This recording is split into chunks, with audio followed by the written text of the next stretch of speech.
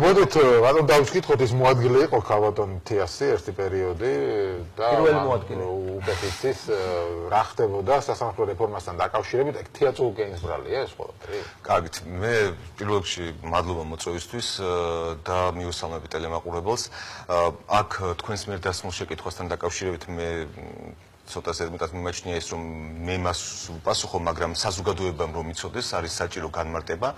კეთილსინდისიერების კრიტერიუმი შეტანილი იქნა 3 წლიანი ვადის გასვლის შემდეგ არჩევისას. ანუ დღეს მოსამართლე ვინ უნდა იქნეს და რა კრიტერიუმით არჩეული კანონში არ არის გაწერილი. კანონს იღებს პარლამენტი და კანონ პროექტს წარუდგენს მთავრობა, რომლის ინიციატორი არის იუსტიციის სამინისტრო. სვამ შეკითხვას რა უშლიდა ხელს საქართველოს იუსტიციის სამინისტროს წარედგინა კანონ პროექტი, რომლის მიხედვითაც ბატონი მურუსიძის არჩევისთვის სავალდებულო იქნებოდა კეთილსინდისიერების კრიტერიუმის განსაზღვრა.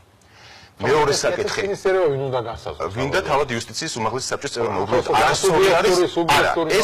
ეს მეორე ნაწილია, მაგრამ როდესაც ვსაუბრობთ იმაზე, რომ სასამართლო უშლის ხელს რეფორმას, სასამართლომ შეიძლება გადაწყვეტილების აღსრულების ნაწილში წინააღმდეგობა გაწიოს, მაგრამ ის რომ უკეთესი კანონი გქონდეს, ამას ხელს სასამართლო ვერ შეუშლის, ამის ინიციატორი უნდა იყოს იუსტიციის სამინისტრო, საქართველოს მთავრობა და მიღებული პარლამენტის მიერ. მე მგონი საუბრობთ ძალიან ელემენტარულ საკითხზე. მეორე, როდესაც საუბარი არის ბატონი ახვლედიანის მიერ ხელშეშლაზე და მე ვიცი რომ სასამართლოს თავმჯდომარეები არ აქვთ მათ სურვილი რომ ელექტრონული წესით მოხდეს გარჩევა, იმიტომ რომ წარმოიდგინეთ სასამართლოს თავმჯდომარემ უნდა გადაწყვეტოს დღეს ვის დააწეროს საქმე. მისი ფუნქცია კნინდება თუ კი კომპიუტერი ავტომატურად დააწერს.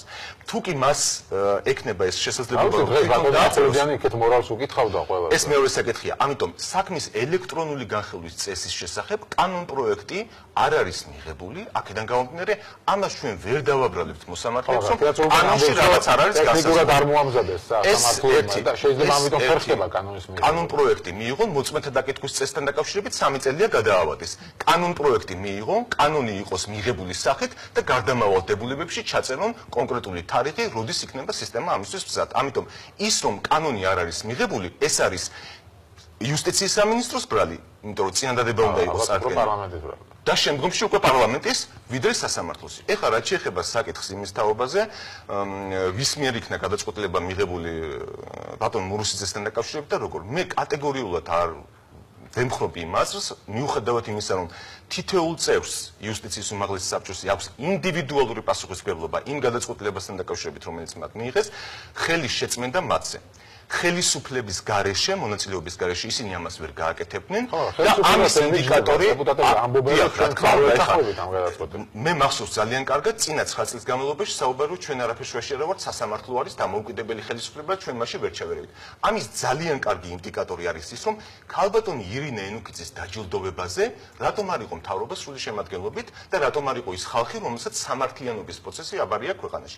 ეს არის ძალიან მნიშვნელოვანი და მეორე, რატომ არ საუბრობენ დღეს ამის ინდიკატორი არის ის, რომ იუსტიციის უმაღლესი საბჭო, როგორი სახითაც დღეს არის, ის უნდა იქნეს დაშლილი. რატომ არ ამბობენ ამას? თუ კი არასწორი გადაწყვეტილება მიიღო იუსტიციის უმაღლესი საბჭოს,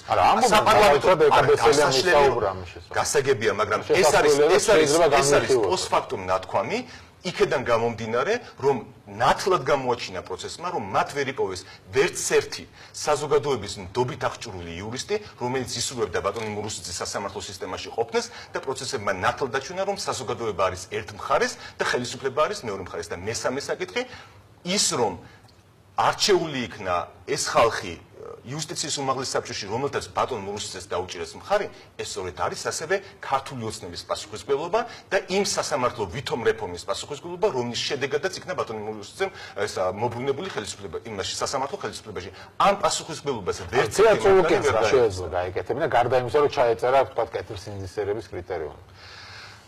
რომ ეს არ მოხდა. დიდი საკითხი არის, ეს მოითხოვს სასამართლო რეფორმა, ისე როგორც ნებისმიერი რეფორმა მოითხოვს რამდენიმე საკითხს. პირველი ეს არის პოლიტიკური ნება, მეორე ეს არის პროფესიონალიზმი და მესამე ეს არის გონიერება. ხო, არაერთად გაიყარათ ყველა ეს მოსამართლე, რომელიც სააკაშვილის დროს იყო სასამართლო. სისტემა უნდა შექმნილიყო იმგვარად, რომელიც გამორიცხავდა იმ შედეგს, რომელიც ჩვენ დღეს მივიღეთ.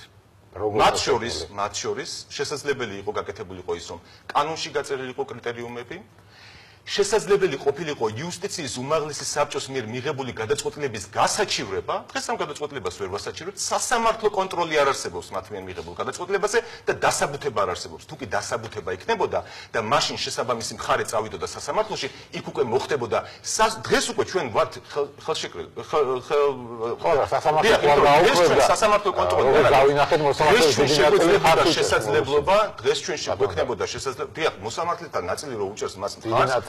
დიახ, მოსამართლეთა ნაწილი რომელი ნაწილი უჭერს მას მხარს? დიდი ნაწილი. დიახ, მაგრამ რაოდენობაზე ხო არ დავოთ. ნუ ხა, ამაზე გაკეთდა. ყველაზე მნიშვნელოვანი აქ იყო ის, რომ დღეს არ არსებობს შესაძლებლობა იუსტიციის უმაღლესი საბჭოს და სხვა შორის დღეს ითარგმნა დრეზდენის სასამართლოს, სააპელაციო სასამართლოს მოსამართლის შეფასებები სასამართლო სისტემასთან დაკავშირებით და ის ამბობს სხვა შორის წამოვიღე, რომ ხელისუფლების დანაწილება არ ნიშნავს ხელისუფლების გამიჯვნას და ამბობს იმის შესახებ, რომ საქართველოს იუსტიციის უმაღლესი საბჭოს აქვს უზურპირებული ესა ხელისუფლება და ის რომ სწორედ სისტემა არ იძლევა არავითარი დეცენტრალიზების შესაძლებლობას და დღეს თუ თქვენ არ მოგწონთ ბატონი მურუსიძე როგორც მოსამართლე, უნდა წახვიდეთ იუსტიციის უმაღლეს საბჭოში, იქაც ხდება ბატონი მურუსიძე.